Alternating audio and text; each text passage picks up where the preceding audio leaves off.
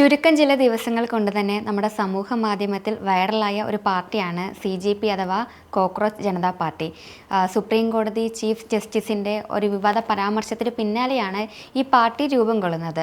നമ്മുടെ ഇന്ത്യൻ രാഷ്ട്രീയത്തെ വളരെ ആക്ഷേപഹാസ്യമെന്ന രീതിയിൽ വിമർശിച്ചുകൊണ്ടാണ് ഇവർ വീഡിയോകളൊക്കെ ചെയ്യുന്നത്. ഇതിൽ പ്രത്യേകത എന്തെന്നാൽ ഇവർ പേജ് തുടങ്ങി കുറച്ച് മണിക്കൂറുകൾക്കുള്ളിൽ തന്നെ നമ്മുടെ ഭരണകക്ഷിയായ BJPക്കാളും ഒരുപാട് ഫോളോവേഴ്സിനെ അവർക്ക് നേടാനായി. കാരണം അവരുടെ ആശയം അത്ര നല്ലതായത് കൊണ്ട് തന്നെ ആയിരിക്കുമല്ലോ അവരുടെ ആശയത്തെ പിന്തുണയ്ക്കുന്ന ആളുകൾ അവരൊപ്പമുണ്ട്. അപ്പോൾ ഇതിന് പിന്നാലെ അവരുടെ എക്സ് അക്കൗണ്ട് നമ്മുടെ ഇന്ത്യയിൽ പൂട്ടിച്ചൊരു കാഴ്ചയാണ് നമ്മൾ കാണുന്നത്. എന്താ പറയുക, നമുക്ക് അഭിപ്രായം പറയാനുള്ളൊരു സ്വാതന്ത്ര്യം, ആവിഷ്കാര സ്വാതന്ത്ര്യമുള്ളൊരു നാട്ടിലാണ് ഇത്തരം സംഭവങ്ങളൊക്കെ നടക്കുന്നത്. ഇപ്പോൾ അവർ പുതിയൊരു എക്സ് അക്കൗണ്ടുമായി വന്നിട്ടുണ്ടല്ലോ. അപ്പോൾ എന്താണ് എല്ലാവരും ഉറ്റുനോക്കുന്നത്? ഇനി കോക്രോച്ച് ജനതാ പാർട്ടി ഭാവിയിൽ നമ്മുടെ ഇന്ത്യ ആകെ മാറ്റിമറിക്കും എന്നൊക്കെയാണല്ലോ ഉറ്റുനോക്കുന്നത്. ശില്പ ജോർജ് ഫോളോ ചെയ്തോ? ഇല്ല. അപ്പോൾ നിങ്ങളുടെ ആൾക്കാരുടെ പാർട്ടിയാണത്. അപ്പോൾ ഇത് ഈ കോക്രോച്ച് എന്നുള്ള പേര് വരാൻ കാരണം പിന്നെ ചീഫ് ജസ്റ്റിസ് ഓഫ് ഇന്ത്യയുടെ ഒരു പരാമർശത്തിൽ നിന്നാണ്. അപ്പോൾ അദ്ദേഹം പരാമർശം നടത്തിയതിനോട് നമുക്ക് ഒരിക്കലും അതിനൊരു കുറ്റം പറയാൻ പറ്റത്തില്ല. കാരണം എല്ലാ പ്രൊഫഷനിലും ഒരുപാട് കള്ളനാണയങ്ങളുണ്ടാവും. ഇപ്പോൾ ഒരുപാട് ഈ പബ്ലിക് ഇൻട്രസ്റ്റ് ലിറ്റിഗേഷൻസ് നടക്കുന്നുണ്ട്. അപ്പോൾ അത് പലതും ഈ പറഞ്ഞതുപോലെ ജനശ്രദ്ധ പിടിച്ചു പറ്റാൻ വേണ്ടിയുള്ളതും ചില സംഗതികൾ NGOകൾ പ്രൊമോട്ട് ചെയ്യുന്നതും ഒക്കെ ഇന്ത്യയിലും ധാരാളം കുറേ വർഷങ്ങളായിട്ട് നടക്കുന്നുണ്ട്. അതിൻ്റെ ഏറ്റവും നല്ല ഒരു ഉദാഹരണമാണ് മറ്റേ ശബരിമല വിഷയമൊക്കെ. അപ്പോൾ ഇവിടെ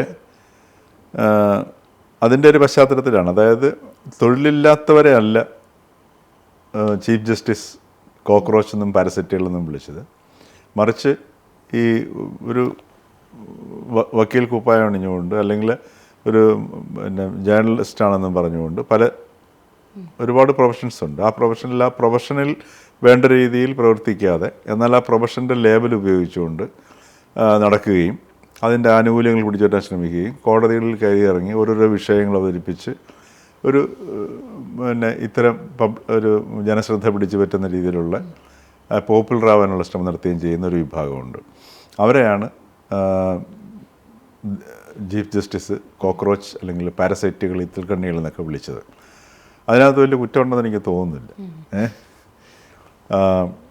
അല്ലാതെ ഈ തൊഴിലില്ലാത്ത ചെറുപ്പക്കാരെ കോക്രോച്ചസ് എന്നോ പാരസൈറ്റുകളെന്നോ അല്ല അദ്ദേഹം വിളിച്ചത്. അത് മനസ്സിലാക്കേണ്ടത് ജൻസികളുടെ ആവശ്യമാണ്. അവർ ജൻസികളുടെ ഈ ഒരു ജെനുവിനായിട്ടുള്ള ഒരു ആശങ്കകളോ അതല്ലെങ്കിൽ അവരുടെ ഫ്രസ്ട്രേഷനോ ഒക്കെ ആണെന്നുണ്ടെങ്കിൽ ചീഫ് ജസ്റ്റിസ് പറഞ്ഞതിൻ്റെ സ്പിരിറ്റ് മനസ്സിലാക്കണം. അത് മനസ്സിലാക്കുന്നതിൽ ജൻസികൾ പരാജയപ്പെട്ടു എന്നുള്ളത് തന്നെയാണ് ഇതിനകത്ത് മനസ്സിലാക്കുന്നത്. ഇതിപ്പോൾ നമ്മുടെ ഈ ഒരു കോക്രോച്ച് പാർട്ടി രൂപീകരിച്ചിരിക്കുന്നത് ഇന്ത്യക്കാരനാണ്, മറ്റേ അഭിഷേക് അല്ലേ, അഭിഷേക് എന്നല്ലേ, അഭിഷേക് ദീപ് കെ, അങ്ങനെയാണ് അദ്ദേഹത്തിൻ്റെ പേരെന്ന് തോന്നുന്നു. അപ്പോൾ അദ്ദേഹം പണ്ട് ആം ആദ്മി പാർട്ടിക്ക് ഇതേപോലെ ചെയ്തു കൊടുത്തതാണ്. ആം ആദ്മി പാർട്ടിയും ഇതേപോലൊരു കോക്രോച്ച് പാർട്ടി തന്നെയായിരുന്നു, സംശയമില്ല കാര്യത്തിൽ. 2 തവണ ജനങ്ങളെ കബളിപ്പിച്ചു എന്ന് തന്നെ പറയാം. കാരണം എന്ന് വെച്ച് കഴിഞ്ഞാൽ അതിനൊന്നും ഒരു അടിത്തറയില്ലാതെ ഒരു വിദ്വേഷവും ജനങ്ങളുടെ ഫ്രസ്ട്രേഷനും മാത്രം സംഘടിപ്പിച്ചുകൊണ്ട് ഒരു രാഷ്ട്രീയ പാർട്ടി ഉണ്ടാക്കി അധികാരം പിടിച്ചെടുക്കുക എന്നുള്ളതായിരുന്നു ലക്ഷ്യം. അതല്ലാതെ ഒരു ക്രിയാത്മകമായ ഒരാശയം, ഒരു പുത്തനാശയം മുമ്പോട്ട് വയ്ക്കുക, അതിനകത്തൊന്നും അങ്ങനെ ഒരു ആശയം മുമ്പോട്ട് വയ്ക്കുകയോ യുവാക്കളിലൊരു പ്രതീക്ഷ നൽകുകയോ അതല്ലെങ്കിൽ ഒരു ദിശാബോധം നൽകുകയോ ഒന്നും ആം ആദ്മി പാർട്ടിക്ക് ചെയ്യാൻ കഴിയില്ല. അതുമല്ല ഈ കോക്രോച്ച് പ്രശ്നം കൊണ്ടാണത്. അപ്പോൾ അതേപോലെ ഇപ്പോൾ ഉണ്ടായിരിക്കുന്ന ഈ കോക്രോച്ച് ഒരു സംഗതി എന്ന് പറയുന്നത് ജൻസികളാണ്. ഇപ്പോൾ ഉദാഹരണത്തിന് എക്സിൽ ആദ്യം വന്നു, അപ്പോൾ തന്നെ കോടികളായിട്ട് എൻ്റെ ഫോളോവേഴ്സായി. ഗവൺമെൻറ് അല്ലെങ്കിൽ അത് ഇടപെട്ടത് അക്കൗണ്ട് ക്ലോസായി. അതിനുശേഷം ഇപ്പോൾ ഇൻസ്റ്റയിലാണ് തോന്നുന്നു അല്ലേ. അപ്പോൾ അതും ഈ കോടികൾ കഴിഞ്ഞിരിക്കുന്നു. അപ്പോൾ അതും ചിലപ്പോൾ ഒരു പക്ഷേങ്കിൽ ബ്ലോക്ക് ആവാനുള്ള സാധ്യതയാണ് കാണുന്നത്. ഇതിനൊരു രാഷ്ട്രീയ പാർട്ടി പോലും തുടങ്ങിയുള്ള സാധനമല്ല. ഇതിനകത്തിപ്പോൾ ഒരു ഗവൺമെൻറ്റിനെ സംബന്ധിച്ച് നോക്കുകയാണെന്നുണ്ടെങ്കിൽ, ഇപ്പോൾ കേന്ദ്ര സർക്കാരിനെ നോക്കുന്ന സമയത്ത് ഒരു ഗവൺമെൻറ്റിന് ഇത്തരം സംഭവങ്ങൾ സ്വാഭാവികമായിട്ട് ഒരു നിസ്സാരമായിട്ട് കളയാൻ പറ്റത്തില്ല. കാരണം ഇപ്പോൾ നമ്മുടെ സമീപ പ്രദേശങ്ങളിൽ, ഇപ്പോൾ ബംഗ്ലാദേശിലാണെങ്കിൽ ബംഗ്ലാദേശിലെ അവിടുത്തെ ഈ യുവജനങ്ങളുടെ ആക്രമണങ്ങളിലും പ്രക്ഷോഭങ്ങളിലും വിദേശ കൈകളുണ്ടായിരുന്നു. നേപ്പാളിലുണ്ടായിരുന്നു എന്ന് പറയുന്നു, ശ്രീലങ്കയിലുണ്ടായിരുന്നു പറയുന്നു. ഇതൊക്കെ ഇങ്ങനെ നടക്കുന്ന സംഗതികളാണ്. ഇതിൻ്റെയൊക്കെ പല പല കൈകൾ ചിലപ്പോൾ ഉണ്ടാകാം. അതോടൊപ്പം തന്നെ ഈ ജൻസികളുടെ ഒരു അവസ്ഥയുണ്ട്. അതുകൊണ്ടാണ് ഇതൊക്കെ സംഭവിക്കുന്നത്. ഈ ജൻസി സമൂഹത്തിൻ്റെ ഇടയിൽ വളരെയധികം ഫ്രസ്ട്രേഷനുണ്ട്, അവർക്ക് ആശങ്കകളുണ്ട്, അവർക്ക് അവർക്ക് നിർവചിക്കാൻ പറ്റാത്ത രീതിയിലുള്ള വൈകാരികതകളുണ്ട്. ഇപ്പോൾ ഈ ബംഗ്ലാദേശിലും ശ്രീലങ്കയിലും നേപ്പാളിലും ഒക്കെ ഉണ്ടായെന്ന് വെച്ചാൽ ഈ ജൻസികൾക്ക് മുമ്പോട്ട് നീങ്ങാൻ വയ്യാത്തൊരവസ്ഥ തോന്നും. അവരുടെ ജീവിതം, അവരുടെ വിദ്യാഭ്യാസം, അവർക്ക് ഭാവിയെക്കുറിച്ച് സ്വപ്നം കാണാൻ പറ്റാത്ത അവസ്ഥ, അവരുടെ ജീവിതം വഴിമുട്ടുന്ന അവസ്ഥ, സാമ്പത്തികമായ പ്രശ്നങ്ങൾ, അഴിമതി, ഇതെല്ലാം കാരണം സർക്കാരുകൾ പരാജയപ്പെട്ടു. ആ പരാജയപ്പെട്ട സർക്കാരുകളുടെ പശ്ചാത്തലത്തിലാണ് അവിടെ ജൻസി ഒരു മൂവ്മെൻറ്റായി വന്നതും. ആ മൂവ്മെൻറ്റിൻ്റെ പിന്നിൽ ഏതെങ്കിലും കരങ്ങളുണ്ടോ ഇല്ലയോ എന്നുള്ളതാണ് വേറൊരു വിഷയം. ചിലപ്പോൾ ഉണ്ടായിരിക്കാം. അപ്പോൾ ഈ 3 സ്ഥലങ്ങളിലും നമ്മൾ ഈ ജൻസി കലാപങ്ങളുടെയൊക്കെ സ്വഭാവം എടുത്ത് നോക്കുമ്പോൾ ഒരു പൊതു സ്വഭാവം നമ്മൾ കാണുകയും ചെയ്യുന്നുണ്ട്. എന്നതുകൊണ്ട് അവരുയർത്തിയ വിഷയങ്ങളില്ലാതാവുന്നില്ല. അതുകൊണ്ടാണ് ഈ ഇപ്പം നേപ്പാളിലൊക്കെ ആണെങ്കിൽ നേപ്പാളിൽ പിന്നെ 2ാം ഘട്ടത്തിലൊക്കെ മറ്റേ അവിടുത്തെ പ്രധാനമന്ത്രി സുപ്രീം കോടതി റിട്ടയർഡ് ചീഫ് ജസ്റ്റിസിനെയൊക്കെ നിയമിച്ചത് ഡിസ്കോർഡ് പ്ലാറ്റ്ഫോമിലൂടെ ജൻസികൾ വോട്ട് ചെയ്തിട്ടാണ്. അതായത് ജൻസികളാണെങ്കിലും റിട്ടയർ ചെയ്ത് പ്രായമേറിയ 67 വയസ്സുള്ള 67 70 വയസ്സുള്ള ശശികല കിർക്ക് അല്ലേ, അവരെ പ്രൈം മിനിസ്റ്ററാക്കി താൽക്കാലിക പ്രൈം മിനിസ്റ്ററാക്കിയിട്ട് അവരോധിച്ചത് ജൻസികളുടെ ഈ ഡിസ്കോർഡ് പ്ലാറ്റ്ഫോമിലൂടെയുള്ള വോട്ടിങ്ങിലൂടെയായിരുന്നു. അപ്പോൾ അവിടെയൊക്കെ ജൻസികൾ ഈ പറഞ്ഞതുപോലൊരു മെച്യൂരിറ്റിയും കാണിച്ചിട്ടുണ്ട് നേപ്പാളിൽ. കാര്യം അവരുടെ ജീവിത യാഥാർത്ഥ്യങ്ങൾ മുമ്പിൽ നിന്നുകൊണ്ടാണ്, കാര്യം മുമ്പോട്ട് പോകാൻ പറ്റാത്തതിൻ്റെ പേരില്ല. അപ്പോൾ ഇവിടെയും ഗവൺമെൻറ് ഇത്തരം ഒരു കൈകൾ ഇതിൻ്റെ പിന്നിൽ പ്രവർത്തിക്കുന്നുണ്ടോ എന്ന് സംശയിച്ചു കഴിഞ്ഞാൽ ഗവൺമെൻറ്റിൻ്റെ ഭാഗത്തു നിന്ന് നോക്കുമ്പം കുറ്റം പറയാൻ പറ്റത്തില്ല. കാരണം ആ ഒരു മൂവ്മെൻറ്റ് ഇന്ത്യയിൽ ഉണ്ടാകുമോ ഇല്ലയോ കാരണം എന്നൊരു സംശയം ഉണ്ടെങ്കിൽ ഉണ്ടാകാം. അപ്പോൾ അലർട്ടാവണം, ഗവൺമെൻറ് അലർട്ടാവും, ആയിട്ടുണ്ട്, അതൊരു സംശയമില്ല കാര്യത്തിൽ. പക്ഷേ ഇതൊരു നമുക്കതുപോലെ പെട്ടെന്നൊരു തമാശ പോലെ തോന്നാം. പക്ഷേ ഈ തമാശ പോലെ തുടങ്ങി ഇതിപ്പം ഇതൊരു മൂവ്മെൻറ്റായി പെട്ടെന്ന് മാറിയതിൻ്റെ പശ്ചാത്തലത്തിലും വേണമെങ്കിൽ ഇനിയൊരു കരങ്ങൾക്ക് വരാം. കാര്യം ഇതിനൊരു നേതാവ് ഈ അഭിജിത്ത് ഇല്ലേ, അഭിജിത്ത് ദീപ്കെ, അദ്ദേഹം ബോസ്റ്റണിലാണുള്ളത്, അമേരിക്കയിലാണുള്ളത്. അദ്ദേഹം ഇന്ത്യക്കാരനാണെങ്കിൽ അമേരിക്കയിലാണുള്ളത്. അപ്പോൾ വേറെ സംവിധാനങ്ങളൊന്നുമില്ല, പാർട്ടിയുടെ രൂപമല്ല, രജിസ്റ്റേർഡ് അല്ല, വെറും ഒരു ജസ്റ്റ് മൂവ്മെൻറ്റ് എന്നുള്ളതില്ല. അപ്പോൾ അവിടെയാണ് ഈ ശശി തരൂർ പറഞ്ഞൊരു സംഗതിയുണ്ട്. ഈ ജൻസികൾ ഇവിടുത്തെ ഭയങ്കര ഫ്രസ്ട്രേഷനാണ്. അപ്പോൾ അവർക്ക് ഇതിനെ നിരോധിക്കുന്നത് ശരിയല്ല, അവരുടെ വികാരങ്ങൾ പ്രകടിപ്പിക്കാനുള്ള ഒരു വഴി ആവശ്യമാണ്. അതേപോലെ അവരുടെ ഫ്രസ്ട്രേഷനുണ്ട്, അവരുടെ അസ്വസ്ഥതകളുണ്ട്. ഇതൊക്കെ പ്രകടിപ്പിക്കാനായിട്ടുള്ളൊരു അവസരം നിഷേധിക്കുന്നത് ശരിയല്ല. പക്ഷേ ഇത് ഇന്ത്യയിലെ പ്രതിപക്ഷം ശ്രദ്ധിച്ചിട്ട് ഈ ഒരു വൈകാരികതയെ പ്രതിപക്ഷം നന്നായിട്ട് ഉപയോഗിച്ച് ആ ഒരു ബദൽ, അതായത് നിലവിലുള്ള ഗവൺമെൻറ്റിന് ഒരു ശക്തമായ ബദലിലേക്ക് രൂപപ്പെടുത്തുക എന്നുള്ളത്, അത് വളരെ രാഷ്ട്രീയപരമായിട്ട് വളരെ ഒരു വീക്ഷണം ഉള്ള ഒരു സമീപനമാണ്. ഒരു പക്ഷേങ്കിൽ ഈ മല്ലികാർജുൻ ഖാർഗെയ്ക്ക് പകരം ആ സ്ഥാനത്ത് ശശി തരൂരായിരുന്നുവെങ്കിൽ ഒരു പക്ഷേങ്കിൽ ഇന്ന് ഈ ജൻസിയെ ശശി തരൂരിൻ്റെ പിന്നാലെ കൊണ്ടുപോയി ഒരു രാഷ്ട്രീയമായ ഒരു തലത്തിലേക്ക്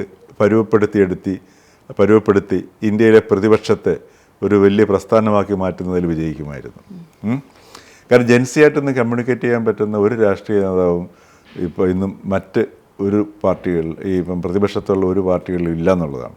ഇപ്പോൾ രാഹുൽ ഗാന്ധി ആണെങ്കിൽ രാഹുൽ ഗാന്ധിയുടെ മുഖ്യ ഉപദേഷ്ടാവ് എന്ന് പറയുന്നത് കെ സി വേണുഗോപാലാണ്. അപ്പോൾ ഒരു ക്രിയാത്മകമായ ഒന്നും തന്നെ രാഹുൽ ഗാന്ധി നമുക്ക് കേൾക്കാൻ പറ്റുന്നില്ല. മാത്രമല്ല പലപ്പോഴും അപഹാസ്യനാവുന്നു അദ്ദേഹം. വെറുതെ മോദിയെ തെറി വിളിച്ചുകൊണ്ടോ രാവിലെയും വൈകിട്ടും രാത്രിയിലും മോദിയെ തെറി വിളിക്കുക. കഴിഞ്ഞ ദിവസം മോദി അമിത്ഷാ ഭീകരവാദികൾ രാജ്യദ്രോഹികളാണ്, യു പിയിലെ പ്രസംഗത്തിൽ ഇന്ത്യയെ കൊള്ളയടിക്കുന്ന രാജ്യദ്രോഹികളാണെന്നാണ് പറഞ്ഞിരിക്കുന്നത്. അപ്പോൾ അതാണ് പറഞ്ഞത്, ഒരു കൃത്യമായ വീക്ഷണമില്ല. ഇപ്പം പ്രൈം മിനിസ്റ്റർ മോദിയെ എപ്പോഴും തെറി വിളിച്ചിരുന്നതുകൊണ്ട് എങ്ങനെയാണ് പ്രതിപക്ഷം വളരുന്നത്? മറിച്ച് ഇതിലേക്ക് നോക്കുക. ഇപ്പോൾ ഈ ജെൻസികളിൽ അവരെന്തുകൊണ്ടാണ് പെട്ടെന്ന് ഈ ഒരു കോക്രോച്ച് പാർട്ടി എന്ന് പറഞ്ഞ് പിന്നെ ചീഫ് ജസ്റ്റിസ് ഓഫ് ഇന്ത്യയുടെ ഒരു പരാമർശം വന്നു. മടിച്ചുകൾക്കും അലസന്മാർക്കും അല്ലേ, മടിച്ചുകൾക്കും മടിയന്മാർക്കുമാണ് ഇതിനകത്ത് ഈ കോക്രോച്ചിനകത്ത് എന്നെ ഫോളോ ചെയ്യാൻ അല്ലെങ്കിൽ അതിൻ്റെ അംഗങ്ങളാകാനായിട്ട് ക്ഷണമുള്ളത്. അപ്പോൾ ഒന്ന് ആലോചിച്ച് നോക്കുക, എത്രമാത്രം ഒരു എന്തൊരു സമീപനമാണ് ആ ജെൻസികൾ എടുക്കുന്നത്. ആ ജെൻസികൾക്ക് എനിക്ക് തോന്നുന്നില്ല ഈ മടി ജെൻസികൾക്ക് ഭൂഷണമാകുമെന്ന് തോന്നുന്നില്ല. അപ്പോൾ കാരണം മടിയാണ് ഈ യുവാക്കളും മടിച്ചു കഴിഞ്ഞാൽ, യുവാക്കളിൽ മടി പിടിച്ചു കഴിഞ്ഞാൽ ആ രാഷ്ട്രം നശിക്കും. കാര്യം ഏറ്റവും കൂടുതൽ ഊർജ്ജസ്വലരായി നിൽക്കേണ്ട ഒരു സമൂഹമാണ് ജെൻസികൾ എന്ന് പറയുന്നത്. അല്ലെങ്കിൽ 20കളിലും പിന്നെ 18 അല്ലെങ്കിൽ 19 കഴിഞ്ഞിട്ടുള്ള ആ ഒരു പ്രായം എന്ന് പറഞ്ഞാൽ ജീവിതത്തിൻ്റെ തന്നെ ഏറ്റവും ഊർജ്ജസ്വലമായ വർഷങ്ങളാണ്. ആ വർഷങ്ങളിൽ പിന്നെ മടിയന്മാർക്കും മടിയത്തികൾക്കും അല്ലെങ്കിൽ മടിച്ചുകൾക്കും സ്വാഗതം എന്ന് പറയുമ്പോൾ ഇത്രയും വലിയൊരു പിന്തുണയിൽ വരുന്നത് അവിടെയാണ് ഈ ഒരു പിന്നെ ഈ പ്രതിപക്ഷ നേതാക്കളും രാഷ്ട്രീയ നേതാക്കളും ഈ സമൂഹത്തെ നിരീക്ഷിക്കുന്നവരൊക്കെ ശ്രദ്ധിക്കേണ്ടത്. എന്തുകൊണ്ട് പെട്ടെന്ന് ഇപ്പം ഇതിൻ്റെ പിന്നിൽ വിദേശകരങ്ങളുണ്ടെന്ന് വിചാരിക്കുക, ഉണ്ടെങ്കിൽ പോലും ഇങ്ങനെ ഒരു സംഭവത്തിന് മുന്നിൽ എന്തുകൊണ്ട് ഇത്രയും വലിയ ഫോളോവേഴ്സ് വരുന്നു? അപ്പോൾ അതിൻ്റെ ഉള്ളിൽ ചില ഫ്രസ്ട്രേഷൻസ് ഉണ്ട്.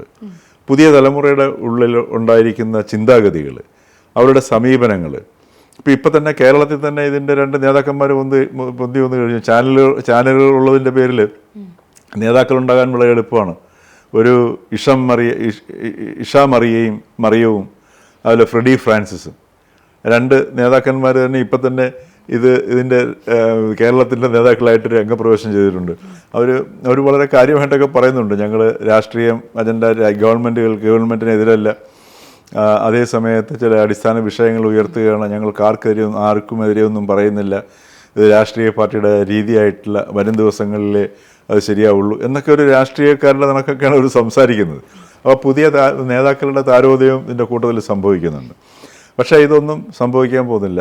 ഇത് കുറച്ച് ദിവസം ഇതിങ്ങനെ ഒരു സോഷ്യൽ മീഡിയയിലെ ഒരു തരംഗമായിട്ട് മാറും. പക്ഷെ അവിടെ ശ്രദ്ധിക്കാനുള്ളത് ഈ പറഞ്ഞതുപോലെ ഈ ജെൻസിയുടെ ഈ ഒരു വികാരങ്ങൾ, അവരുടെ ചിന്ത എങ്ങോട്ടാണ് പോകുന്നത്, ഈ പുതിയ മാറിയ കാലഘട്ടത്തിലെ ജെൻസി എവിടെ നിൽക്കുന്നു, അവരെ അസ്വസ്ഥമാക്കുന്ന ഘടകങ്ങളെന്ത്, അവരിലെ ആശങ്ക നിറയ്ക്കുന്ന സംഗതികളെന്ത്, അവരുടെ ഈ ഊർജ്ജത്തെ ഈ മണിക്കൂറുകൾ കൊണ്ട് കോടികൾ ഫോളോവേഴ്സ് ആക്കാവുന്ന രീതിയിൽ അവരുടെ ഉള്ളിൽ ഊർജ്ജം നിലനിൽക്കുന്നുണ്ട്.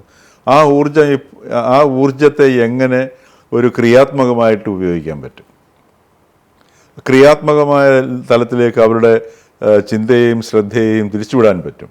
അങ്ങനെയുള്ള ചിന്തകളിലേക്ക് നേതാക്കന്മാർ, രാഷ്ട്രീയ പാർട്ടികളുടെ നേതാക്കന്മാർ, അതുപോലെ വിശേഷം പ്രധാനപ്പെട്ട രാഷ്ട്രീയ പാർട്ടികളുടെ നേതാക്കന്മാർ അങ്ങനെ ചിന്തിക്കുകയും പ്രവർത്തിക്കുകയും ചെയ്യുമ്പോഴാണ് മാറ്റങ്ങൾ സംഭവിക്കുക.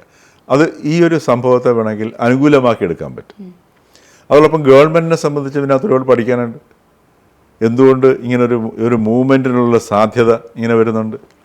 അത് ഗവൺമെൻറ്റിൻ്റെ പിന്നെ ഈ പുതുതലമുറ എന്താണ് പ്രതീക്ഷിക്കുന്നത്, അവരുടെ പ്രതീക്ഷകൾ എന്താണ്, അവരുടെ പിന്നെ എന്താ പറയുക ആശങ്കകൾ എന്താണ്, അവർ പൊട്ടിത്തെറിയുടെ വക്കിലാണോ നിൽക്കുന്നത് എന്നൊക്കെ ഉള്ളത് തിരിച്ചറിയാൻ ഗവൺമെൻറ്റിനെ സംബന്ധിച്ചൊരു അവസരമാണ്. അപ്പോൾ അതനുസരിച്ചുള്ള രീതിയിൽ അവരെ എങ്ങനെ ആ ഒരു കോൺസ്റ്റിറ്റ്യുവൻസി എങ്ങനെ അഡ്രസ്സ് ചെയ്യാം എന്നുള്ളത് ഗവൺമെൻറ്റിനും ചിന്തിക്കാവുന്നതാണ്, പ്രതിപക്ഷത്തിനും ചിന്തിക്കാവുന്നതാണ്. പ്രതിപക്ഷത്ത് ഞാൻ പറഞ്ഞില്ലേ, ഈ ശശി തരൂരിനെ പോലെ ഉള്ളൊരു നേതാവിന് കോൺഗ്രസ് പാർട്ടിയുടെ നേതൃത്വം ഉണ്ടായിരുന്നെങ്കിൽ ഇദ്ദേഹത്തിന് അനായാസം ഈ ഒരു കമ്മ്യൂണിറ്റി, അവിടെയാണ് ഈ കോൺഗ്രസ്സിന് പറ്റിയ ഏറ്റവും വലിയ പരാജയം. ഈ പുതിയ തലമുറയുമായിട്ട് സംവദിക്കാൻ പറ്റുന്ന ഒരു നേതാവെന്ന് ഇന്ത്യൻ നാഷണൽ കോൺഗ്രസ്സിൽ ദേശീയ തലത്തിൽ മുൻപിൽ നിൽക്കുന്നില്ല എന്നുള്ളതാണ്. ഇപ്പോൾ ശശി തരൂർ പാർട്ടിയുടെ എക്സിക്യൂട്ടീവിൻ്റെ വർക്കിംഗ് കമ്മിറ്റിയിലുണ്ടെങ്കിലും അദ്ദേഹത്തിന് അതിനകത്ത് നിന്ന് പ്രായോഗിക തലത്തിൽ മാറ്റി നിർത്തിയിരിക്കുകയാണ്. മനസ്സിലായില്ലേ? അപ്പോൾ ഈ ദേശീയ തലത്തിൽ നമ്മളിത് സൂചിപ്പിക്കുന്നത്, ദേശീയ തലത്തിൽ ജെൻസി കമ്മ്യൂണിറ്റിയുമായിട്ട്, പുതിയ തലമുറയുമായിട്ട്, പുതിയ യുഗത്തിലെ യുവതിയുവാക്കളുമായിട്ട് സംവദിക്കാൻ പറ്റുന്ന രാഷ്ട്രീയ നേതൃത്വം ഇന്ന് ഇന്ത്യയിൽ ഇല്ല എന്നുള്ളതാണ് ഇതിൽ നിന്ന് നമുക്ക് വ്യക്തമാകുന്നത്.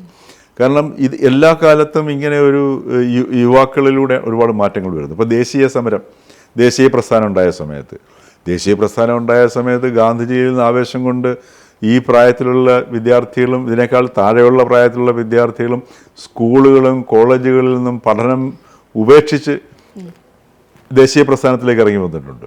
അതെന്ന് വെച്ചാൽ അവരുമായിട്ട് കമ്മ്യൂണിക്കേറ്റ് ചെയ്തു. ഗാന്ധിജി ഈ ചെറുപ്പക്കാരുമായിട്ടും കുട്ടികളുമായിട്ടും 14 വയസ്സിൽ പോലും ജയിലിൽ പോയ കുട്ടികൾ കേരളത്തിലുണ്ട്. കേരളത്തിൽ ഇപ്പം BM കൊറാത്ത് എന്ന് പറയുന്ന പ്രസിദ്ധനായ പത്രപ്രവർത്തകനുണ്ടായിരുന്നു, മാതൃഭൂമിയുടെ ഡെപ്യൂട്ടി എഡിറ്റർ ദേശീയമാണ്. അദ്ദേഹം 14-ാം വയസ്സിലാണ് ഏതോ ഒരു സമരത്തിൽ പങ്കെടുത്തിട്ട്, ഏത് സമരമാണെന്ന് ഓർക്കുന്നില്ല, നിസ്സഹകരണത്തിൻ്റെ ആണെന്ന് തോന്നുന്നു, പങ്കെടുത്ത് ജയിൽവാസം അനുഭവിച്ചിട്ടുണ്ട്. അപ്പോൾ അങ്ങനെയൊക്കെയുള്ള ആ സ്കൂൾ കുട്ടികളിൽ പോലും ആവേശം ജനിപ്പിക്കുന്ന നേതാക്കന്മാർ അന്ന് യാതൊരു വിധമായിട്ടുള്ള വ്യവസ്ഥാപിത മാധ്യമങ്ങളൊന്നും ഇല്ലാതിരുന്നിട്ട് പോലും അത്രയും ആവേശം അവരിൽ ജനിപ്പിച്ചിരുമെങ്കിൽ ഇന്ന് ഇത്രയും സുതാര്യമായ ലോകത്ത്, അല്ലേ, നമ്മളിപ്പോൾ ഇരുന്ന് സംസാരിക്കുന്നത് ലോകത്തിൻ്റെ ഏത് ഭാഗത്തും ഇത് നമ്മൾ അപ്ലോഡ് ചെയ്യുമ്പോൾ കാണാൻ പറ്റുന്നുണ്ട്. ഇത്രയും സുതാര്യമായ ലോകത്ത് എന്തുകൊണ്ട് ഈ ജെൻസി അല്ലെങ്കിൽ യുവതലമുറയെ ആകർഷിക്കാൻ പറ്റുന്ന, അവരുടെ ശ്രദ്ധയെ പിടിച്ചു പറ്റാൻ പറ്റുന്ന ചിന്തകളോ അതല്ലെങ്കിൽ ക്രിയാത്മകമായ പദ്ധതികളോ അവരുടെ മുന്നിലേക്ക് വരുന്നില്ല? അതിനെക്കുറിച്ച് ചിന്തിക്കേണ്ട ഒരു അടിയന്തര ഘട്ടമായിട്ട് നമുക്കിതിനെ കാണാം. അല്ലാതെ എനിക്ക് തോന്നുന്നില്ല ഇപ്പം നേപ്പാളിലെ കണക്കോ അതല്ലെങ്കിൽ ശ്രീലങ്കയിലെ കണക്കോ അതല്ലെങ്കിൽ ബംഗ്ലാദേശിലെ കണക്കോ ഒരു ജെൻസി കലാപമൊന്നും ഇന്ത്യയിലുണ്ടാകാൻ സാധ്യത വളരെ കുറവാണ്. കാരണം ഇപ്പോൾ ഇവർ ഉന്നയിച്ചിരിക്കുന്ന 5 വിഷയങ്ങൾ, ഈ 5 വിഷയങ്ങളൊന്ന് ഇപ്പോൾ നീറ്റിൻ്റെ വിഷയമൊരെണ്ണമുണ്ട്, അല്ലേ, പിന്നെ അതുപോലെ സുപ്രീം കോടതി ജഡ്ജിമാർക്ക് പിന്നെ പുനർനിയമനം കൊടുക്കരുത് എന്നൊക്കെയുണ്ട്. അപ്പോൾ ഇത്തരം വിഷയങ്ങളിലേക്ക് എടുത്തു നോക്കുക. ഇത്തരം വിഷയങ്ങളൊക്കെ പൊതുവിഷയങ്ങളാണ്. മറിച്ച് അവരുടെ ജീവിതത്തെ ബാധിക്കുന്ന ജെൻസ്, ഇപ്പം നേപ്പാളിലെ വിഷയം അതല്ല, അവർക്ക് മുമ്പോട്ട് പോകാൻ പറ്റുന്നില്ല, വിദ്യാർത്ഥികൾക്ക് പഠിക്കാൻ പറ്റുന്നില്ല, അവർക്കൊരു സ്വപ്നം കാണാൻ പറ്റുന്നില്ല, അങ്ങനെയുള്ള അവസ്ഥയാണ്. മറിച്ച് ഈ ജെൻസികളുടെ ഈ ഉയർത്തിയിരിക്കുന്ന 5 വിഷയങ്ങളും പൊതുവിഷയങ്ങളാണ്. ഈ പൊതുവിഷയങ്ങൾ പറഞ്ഞാൽ പൊതുസമൂഹത്തിൻ്റെ വിഷയങ്ങളാണ്. അപ്പോൾ നീറ്റ് പരീക്ഷ എന്ന് പറഞ്ഞാൽ ഇവിടെ എല്ലാവരുടെയും വിഷയങ്ങളാണ്, എല്ലാ മനുഷ്യരുടെയും വിഷയങ്ങളാണത്. അതേപോലെ തന്നെ ഇപ്പോൾ സുപ്രീം കോടതി ജഡ്ജിമാർ റിട്ടയർമെൻറ്റ് കഴിഞ്ഞാൽ പിന്നെ വേറെ രാജ്യസഭാ അംഗമൊന്നും ആക്കരുത്, ഇതൊക്കെ നമ്മൾ പറഞ്ഞു പഴകിയ വിഷയങ്ങളാണ്. അപ്പോൾ അത് തന്നെ സൂചിപ്പിക്കുന്നത് അവരുടെ ഒരു എവിടെയാണ് അവർ നിൽക്കുന്നത് എന്നുള്ളതും സൂചിപ്പിക്കുന്നുണ്ട്. അവരുടെ ജീവിതത്തെ വഴിമുട്ടിക്കുന്ന സാധനങ്ങളൊന്നുമില്ല, മറിച്ച് അവരേത് ദിശയിലേക്ക് പോകണമെന്നുള്ള അറിവില്ലായ്മയുടെ ഒരു പ്രതിഫലനമാണ് ഈ 5 വിഷയങ്ങളിലൂടെ തന്നെ നമ്മൾ മനസ്സിലാക്കേണ്ട സംഗതി, അല്ലേ? അപ്പോൾ ആ രീതിയിൽ ഇതിനെ നമ്മൾ നോക്കിയിട്ട്, ഇതിനെ നമ്മൾ വെറുതെ ഒരു നിസ്സാരമായിട്ട് ഒരു തമാശ പോലെ തള്ളിക്കളയുന്നതിന് പകരം ഇതിലേക്ക് നമ്മൾ നോക്കിയിട്ട് ആ ഒരു സമൂഹത്തെ എങ്ങനെ ഒരു ഏതാനും മണിക്കൂറുകളുണ്ട് കോടികൾ ഇതിൻ്റെ ഫോളോവേഴ്സ് ആവുന്നു, അതിൻ്റെ വിവിധ വശങ്ങൾ പഠിച്ചു മുമ്പോട്ട് പോകുമ്പോഴാണ് ഒരു പിന്നെ ഈ നമ്മുടെ ഭരണ നേതൃത്വത്തിനാണെങ്കിലും രാഷ്ട്രീയ നേതൃത്വങ്ങൾക്കാണെങ്കിലും പുതിയ പുതിയ ആശയങ്ങളുമായിട്ട് മുമ്പോട്ട് വരാൻ കഴിയുക. അത് വരേണ്ട ആവശ്യമുണ്ടെന്ന് തോന്നുന്നു. ഈ ജൻസികൾ അത് ഓർമ്മിപ്പിക്കുകയും ചെയ്യുന്നു എന്ന് വേണം നമുക്ക് കരുതാൻ.